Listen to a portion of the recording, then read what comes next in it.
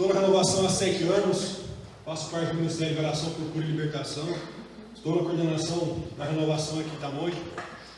E hoje, com muita alegria, viemos partilhar um pouquinho da palavra do Senhor. Eu peço para que você que trouxe a sua palavra, me abrir comigo, lá no livro de Apocalipse, no versículo 3, no capítulo 3, Apocalipse, capítulo 3, versículo 15 ao 16. É muito curto, muito conhecido.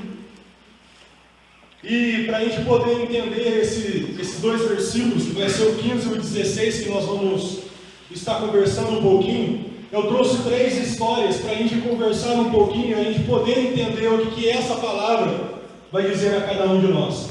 Então, lá no livro do Apocalipse, capítulo 3, versículo 15 ao 16. Amém? Amém. Apocalipse, capítulo 3, 15, 16. Apocalipse. Fica até bonito, né? Apocalipse. Capítulo 3, 15, 16. Diz assim a palavra do Senhor: Conheço as tuas obras, não és nem frio, nem quente. Ó meu Deus, se fosses frios ou quente, mas como és morno, nem frio e nem quente, vou vomitar-te. Eu vou ler novamente essa palavra. Conheço as tuas obras, não és nem frio e nem quente. Ó meu Deus, fosses frio ou quente, mas como és morno, nem frio e nem quente, vou vomitar-te. Palavra do Senhor. Para a gente refletir sobre essa palavra, hoje, enquanto eu orava, preparava, o Senhor colocou no meu coração 3 histórias. A primeira história de um rei chamado Acais. Quem era esse rei? Esse rei era um rei tão ruim, mas tão ruim, que quando ele morreu, ele não mereceu ser nem enterrado com os outros reis da época. Ele foi enterrado numa cova, separado. De tão ruim que foi esse rei. Podemos até dizer que esse rei foi tão ruim que ele mereceu até impeachment na época lá. Tão ruim que ele foi. E o que aconteceu? O seu filho, Ezequias, era um homem temente a Deus. Era um homem que batia de frente com o seu pai, falando que ele precisava fazer 3 coisas com aquele povo, para aquele povo voltar a sentir o prazer de morar naquela cidade. Nós vamos ver sobre essas 3 coisas. Mas quando Ezequias, com 25 anos, assumiu o trono, assumiu o reino, a primeira coisa que ele fez, ele reuniu o povo e falou que a partir daquele dia, todas aquelas pessoas daquela cidade iam ter que se prostrar mediante a Deus. E aquele povo não sabia o que isso queria dizer, porque o rei antigo não fazia isso. Então Ezequias começa a fazer um novo povo naquela cidade. A primeira coisa que ele faz foi essa reunião para falar de Jesus, para falar de Deus para aquele povo. Mas aquele povo sai como um povo morno, como um povo que escuta por um ouvido e sai pelo outro, porque eles não queriam acreditar, eles não queriam desacreditar do que aquele rei estava falando. Mas aí Ezequias resolve fazer uma segunda tentativa. Ele resolve fazer aquele povo reviver a Páscoa. Ele chama o povo e começa a viver novamente o que Deus viveu, o que é o significado da Páscoa. Aquele povo começa a amolecer o seu coração e aquele povo a ter a vontade. Aquele povo começa a ter a vontade de experimentar esse Deus que aquele rei falava. E até a terceira situação, porque aquele rei, Ezequias, já estava cansado de pedir para que Deus mostrasse para aquele povo esse Deus que ele acreditava. Ele já estava cansado nas suas orações em falar para Deus: Deus, mostra para esse povo isso que eu sinto. e aquele povo não conseguia mais, ele não conseguia mais ter força para apresentar esse Deus para o povo. Aí entra uma pessoa, um caçador de profetas, Senaqueribe, o nome dos granados. Que nome? Senaqueribe. Quem foi esse homem? Esse homem era um homem que achava que ganhava tudo à força. Era um homem que achava que tudo era na massa muscular, na brutalidade, na espada, era tudo na guerra, e era assim que ele ganhava. E o pai de Senaqueribe, ele conseguiu em uma guerra vencer o pai de Ezequias. Aí o que ele traça? Lá dentro daquela cidade tem muita riqueza. Lá dentro daquela cidade, lá dentro daquele império, tem muitas pessoas lá dentro que precisam morrer. Aí ele sai, aquele tanto de exército, aquele tanto de pessoas, cerca aquela cidade. O que cerca aquela cidade, ele pega, ele vai escrever uma carta para Ezequias. E na carta diz o seguinte, na tradução do dia de hoje: Ezequias, tem muito homem aqui fora, nós vamos matar vocês. Eu, se fosse vocês, eu rendia o seu poder a mim, e nós evitava a guerra. Aí Ezequias, um homem temente a Deus, fala: não, Deus não vai me deixar sozinho. E aquela cidade tomada, aquela cidade cercada por exército inimigo, sabe quantas pessoas Ezequias tinha para lutar contra esse exército?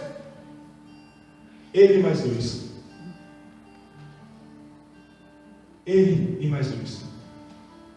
Mas no momento que ele se ajoelha, Deus fala para ele: Ezequias, pode enfrentar aquele povo, porque eu vou mandar a você, eu vou provar para esse povo que eu sou o teu Deus. Aí aquele povo que estava com Ezequias, eu acho que deve ter olhado para a cara dele: Ezequias, você está doidão, não é possível. Nós e mais três enfrentar essa multidão, olha lá para fora, rapaz, não tem como. Aí sabe o que Deus fala para Ezequias? Ezequias, vou mandar um anjo. Um anjo. Ezequias deve ter pensado: se o Senhor tem 3, 5 mil pessoas lá fora, um anjo. Ezequias, esquenta a cabeça não. Sabe o que eu fiquei imaginando? Deus escolheu o anjo. Deus em pé, os anjos lá atrás. Não, só o Senhor. Desce lá. Desce lá. E começa a guerra, começa a luta. Sabe o que eu fiquei imaginando na luta? Você já viu aquele filme Matrix? Já viram? Quem já viu aquele filme Matrix? O Neo lá. A bala vem, se o Neo desvia, a bala passa no nariz do Neo, assim, ó. Era um anjo lutando contra aquele povo. E você acha que o anjo matou todo mundo? Não, o anjo não matou todo mundo, não. O anjo matou. Não eram corajosos, os covardes saíram correndo. Sabe por quê? Propaganda. Deus é bom na propaganda. Se ele matasse todo mundo, ninguém ia ficar sabendo que Deus honrou Ezequias. Ele não ia ficar sabendo, aquele povo não ia ficar sabendo. Sabe o que eu imagino? Aquele povo que saiu correndo, os covardes chegando para o rei dele e falando: meu rei, corri bastante. Mas por que o tanto de gente que foi? Vocês estão voltando por quê? Cadê a minha cidade? Que povo vai de um anjo. Um anjo matou 6. Um anjo. Porque se fosse 2, não estava aqui para contar a história. Um só. E aquele povo volta. E na hora que eles vão contar para aquele rei se dobra e começa a acreditar em Deus. Por que eu estou contando isso? Porque aquele rei era um rei morno, era um rei que ouvia falar que tinha uma pessoa que acreditava em Deus, era uma pessoa, ele ouvia falar que esse Ezequias, que estava transformando a história de uma cidade, porque ele acreditava em Deus. Uma outra história. Davi. Davi era um homem morno. Lá na carta de 1 Samuel vai dizer como foi a escolha de Davi. Davi foi o último a ser colocado dentro de uma sala para ser escolhido, para ser um profeta, para ser um rei.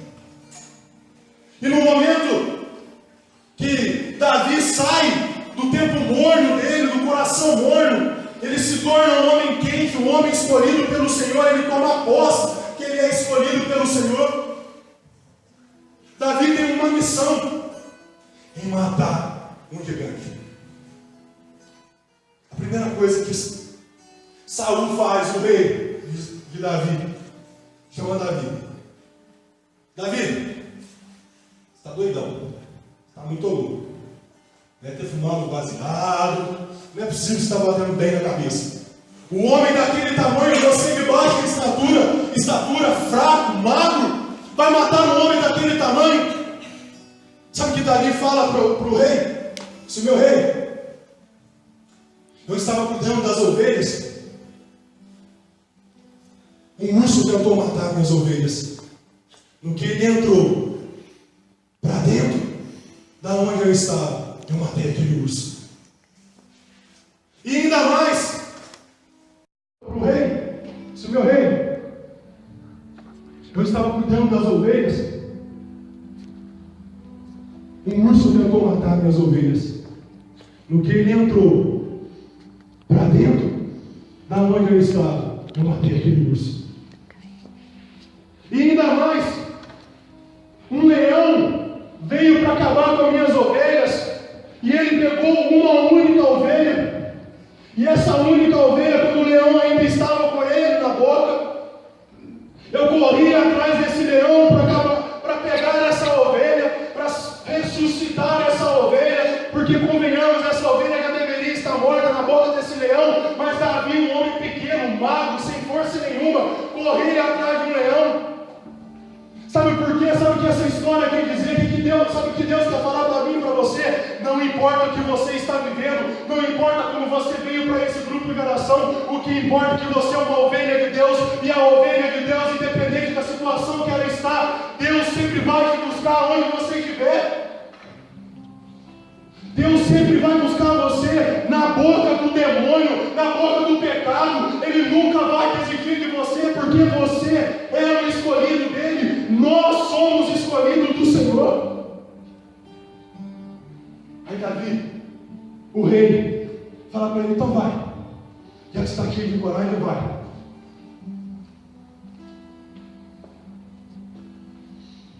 E a última história de Acabe, um rei, caçador também de profetas, caçador de cristãos. Acabe, um belo dia, ele estava no seu templo, aparece um homem para ele,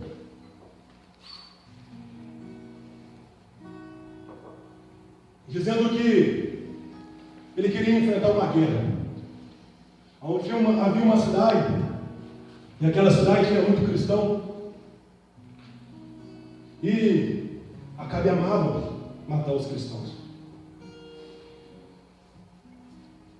E ele mantinha um profeta, Micaías, preso no seu templo.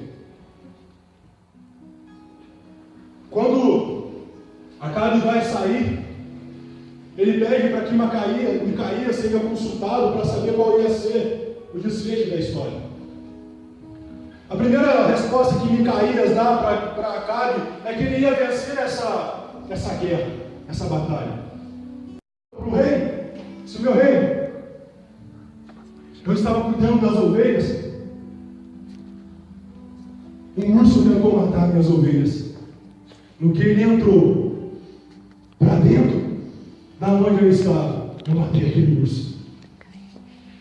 E ainda mais, um leão veio para acabar com as minhas ovelhas, e ele pegou uma única ovelha, e essa única ovelha, quando o leão ainda estava com ele na boca, eu corri atrás desse leão para pegar essa ovelha, para ressuscitar essa ovelha, porque convenhamos, essa ovelha já deveria estar morta na boca desse leão, mago, sem força nenhuma, corria atrás de um leão. Sabe por quê? Sabe o que essa história quer dizer? Sabe o que Deus quer falar para mim e para você? Não importa o que você está vivendo, não importa como você veio para esse grupo de oração, o que importa é que você é uma ovelha de Deus, e a ovelha de Deus, independente da situação que ela está, Deus sempre vai te buscar onde você estiver. Deus sempre vai buscar você na boca do demônio, na boca do pecado. Ele nunca vai desistir de você, porque você é o escolhido dele. Nós somos escolhidos do Senhor. Aí Davi, o rei, fala para ele: então vai, já que está cheio de coragem, vai.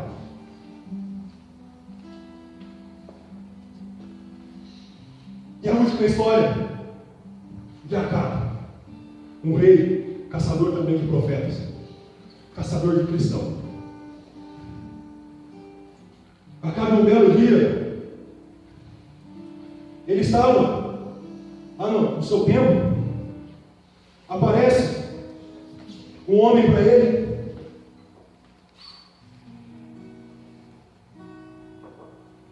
dizendo que ele queria enfrentar uma guerra. Havia uma cidade, e aquela cidade tinha muito cristão, e Acabe amava matar os cristãos.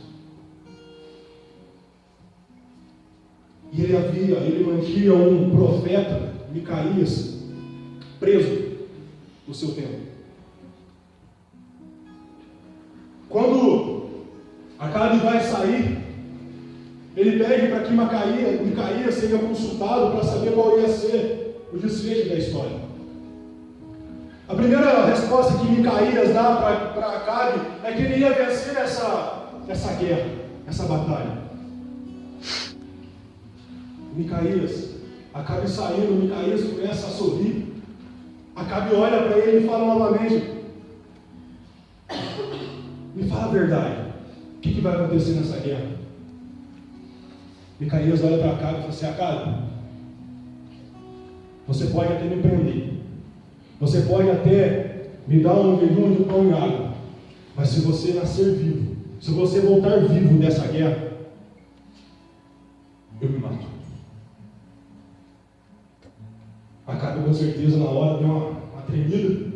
Acabe olha para o seu companheiro e fala: companheiro, vem cá, passa a roupa, troca de roupa comigo, não vou com roupa de rei não, eu vou com roupa de soldado. E a ordem do outro rei era: na hora que você der uma coroa, mata. Acabe vai e troca de roupa. Na hora que o exército de Acabe está chegando, a primeira pessoa que é morta, o rei, entre aspas, quem estava vestido de rei. E um soldado daquele outro exército estava mexendo com a arco e flecha lá, afiando a flecha. Quando ele puxa para fazer somente um teste, a flecha escapa. Imagina a cara daquele soldado. Ele pega o arco e flecha, puxa, escapou da mão, escapuliu. Sabe onde essa flecha vai pegar? No peito de Acabe. Acabe perde a sua vida, como um profeta disse para ele. E eu tenho certeza que enquanto Acabe ia perdendo a sua vida, Acabe começa a pensar que ele deveria ter acreditado em um Deus, e esse Deus de Micaías, desse profeta que adora um Deus que não é o Deus que Acabe adorava. Felipe, por que você está dizendo isso? Está na hora de eu e você parar de viver como pessoas, como cristãos mornos. Olha o que aconteceu com as pessoas que eram mornas. Olha o que aconteceu nessas 3 histórias com as pessoas que ouviam falar de Deus, mas não estavam nem aí. Olha o que aconteceu com essas pessoas, e eu não estou aqui para ameaçar ninguém, é uma escolha que nós fazemos. Essas pessoas, elas não viveram uma experiência, como o Papa disse essa semana, a experiência do batismo do Espírito Santo. Essas pessoas que nós ouvimos falar nessas 3 histórias, elas não quiseram aceitar a um Deus que pode tudo. E quando é tudo, é tudo. E a palavra vai nos dizer que se nós continuarmos a viver de qualquer jeito, eu vou rezar quando dá tempo, eu vou na missa quando dá tempo, eu vou no grupo de oração quando não tem festa, eu vou não sei aonde, para perto de Deus, quando dá tempo. Não, Jesus, hoje não dá tempo não. Tem que me arrumar, jogar bola. Jesus, hoje tem futebol. Jesus, hoje tem novela. Não dá mais. Não há mais tempo para nós cristãos vivemos dessa maneira. Não há mais tempo de nós cristãos vivemos como se deixarmos para amanhã o momento de se dobrar ao Mestre.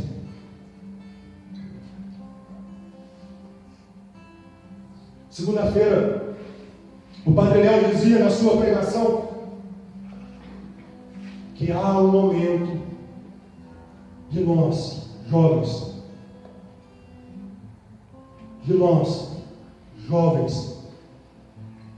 sair do tempo morno e viver como jovens adoradores de um Deus fervoroso, de um Deus que cura, um Deus que liberta, um Deus que faz milagres e prodígios como Ele tem feito. Se esse povo tivesse conhecido esse batismo do Espírito Santo, nós podemos usar o exemplo também de Saulo. Era um homem que matava, mas Ananias chegou até Paulo, colocou a mão na cabeça de Paulo e disse para Paulo: é um novo homem que está nascendo aqui. E Paulo, a partir daquele momento, ele para de ser morno, ele para de ser um cristão mais ou menos, ele para de caçar os cristãos e começa a ser um cristão de verdade. E nós, no dia de hoje, temos tido a oportunidade de sair do morno. Mas olha o que Deus vai dizer para nós em Apocalipse. Se nós não acordarmos para a vida, nós vamos ser vomitados por Ele. Filipe, o que isso quer dizer? Quer dizer que Deus está começando a escolher os seus profetas. Deus está começando a escolher quem quer seguir a Ele. Chega de achar que amanhã eu vou seguir Jesus, amanhã eu vou dizer sim a Jesus. Não. Há um problema. Preciso resolver meus problemas primeiro, para depois falar para Jesus que eu quero dar minha vida. Meus irmãos, minhas irmãs, aceitar Jesus não quer dizer que você vai ficar livre. Não quer dizer que você vai viver num mar calminho. A Bíblia não nos diz isso. A Bíblia fala que Jesus disse: quem quer me seguir, pega a tua cruz e vem me seguir. Ele não falou para ninguém que quem seguir Ele vai ser um mar de rosa. Ele não falou para ninguém, para nenhum dos seus escolhidos, para nenhum dos seus discípulos, que ninguém ia passar dificuldade a partir do momento que dissesse sim para Ele. Mas nós, como somos mornos, na primeira dificuldade é Deus ocupado. Na primeira tribulação que nós passamos, nós não desistimos de nada, mas na caminhada de Deus não desistimos. Nós precisamos tomar uma decisão da nossa vida. Nós precisamos ou viver pedindo sentimento quentes dentro do nosso coração, ou nós vamos ser vomitados como Mestre. E quando eu digo nós, eu também me incluo nós. Nós temos tido tempo para mexer no WhatsApp, nós temos tido tempo para mexer no Facebook, mas nós não temos tempo para ler a Bíblia, para fazer as nossas orações. Nós não temos tempo minutinhos e falar para Jesus: Jesus, me tira da onde eu estou, me tira do meu comodismo, me tira da vida que eu tenho levado. Isso é uma escolha. Ninguém é obrigado a escolher isso.